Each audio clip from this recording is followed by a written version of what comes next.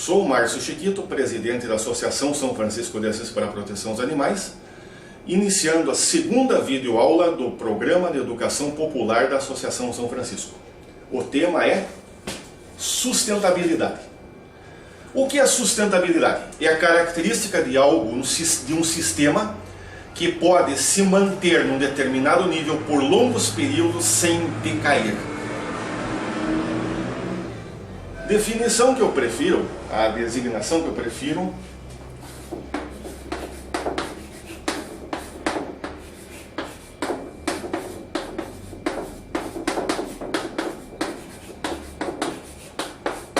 em polonês, chance na przetrwanie, a chance de perdurar. Sustentabilidade é uma coisa que hoje em dia se fala muito, especialmente depois dos anos 90. Porque é uma das grandes preocupações da sociedade mundial e da sociedade brasileira especialmente. Porque a devastação e a pressão sobre os recursos naturais podem levar à destruição da sociedade. Civilização mesopotâmica, civilizações egeias, o Império Romano, todos decaíram por um motivo bem simples. Destruíram principalmente suas reservas florestais.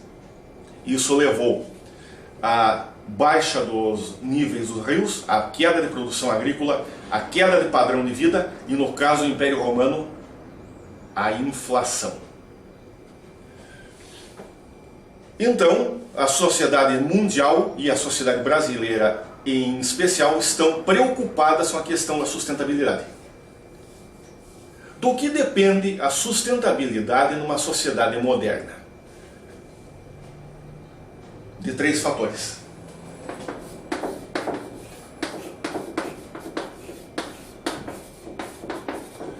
Primeiro, dos educadores.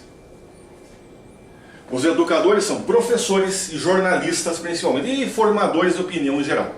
Eles devem apresentar os problemas ao povo e ensinar o povo a se portar, a ter atitude diante desses problemas.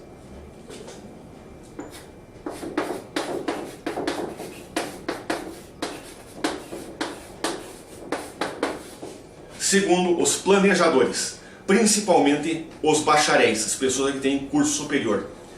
Essas devem planejar as reações aos problemas socioambientais que existem na comunidade.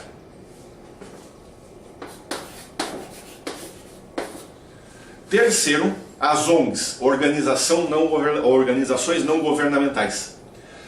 Essas entidades, que são em geral associações e fundações, são constituídas por pessoas do povo e têm por missão corporificar a vontade do povo, defender os direitos do povo e, no nosso caso, trabalhar na proteção ambiental, em vários setores, inclusive como o nosso, na questão dos animais abandonados.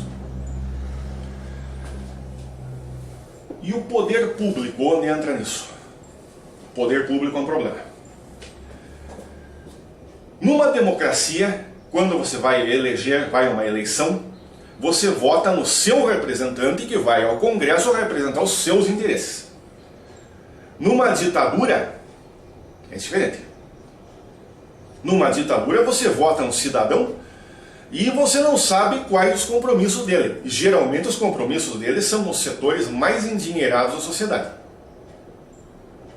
Especialmente indústrias vorazes e interesses financeiros.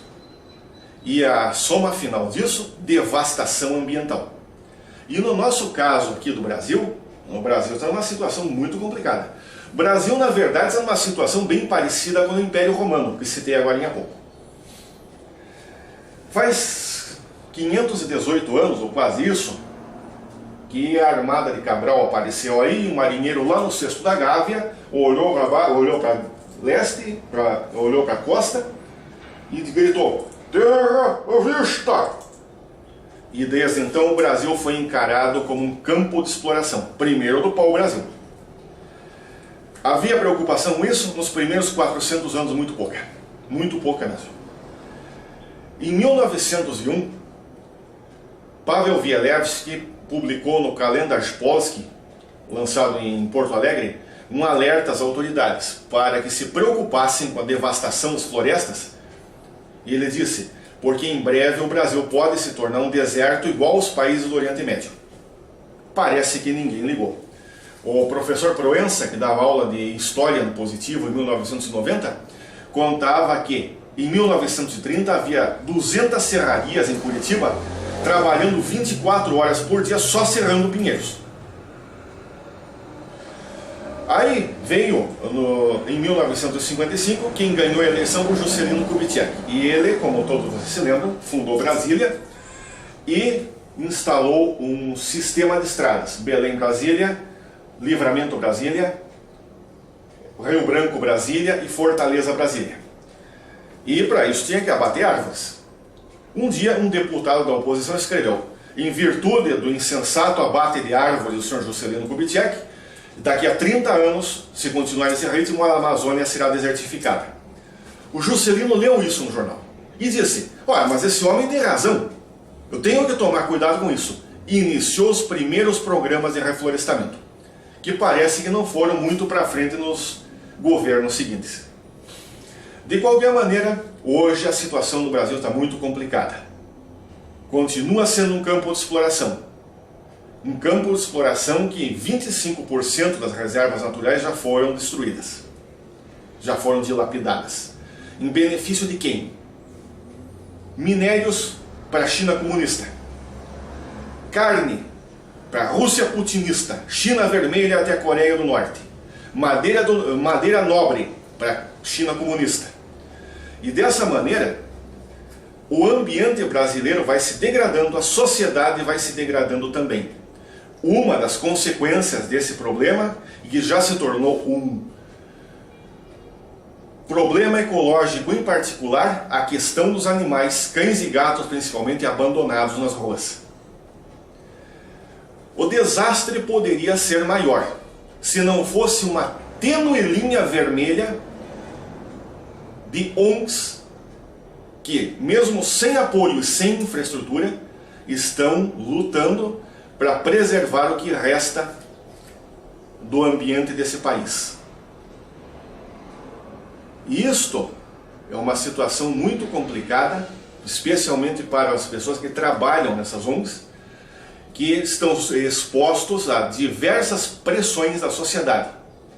Isso é uma situação extremamente perigosa, porque o desastre ambiental, a devastação ambiental está muito grande, sendo que a maioria dos biomas brasileiros está devastada, como a Amazônia, Pampa Gaúcho, Mata Atlântica, Pantanal Mato Grossense, e a devastação progride, especialmente em benefício de interesses estrangeiros. As ONGs permanecem como a última linha de defesa do povo contra a degradação da sociedade brasileira. Termina aqui a segunda videoaula do Programa de Educação Popular da Associação São Francisco de Assis.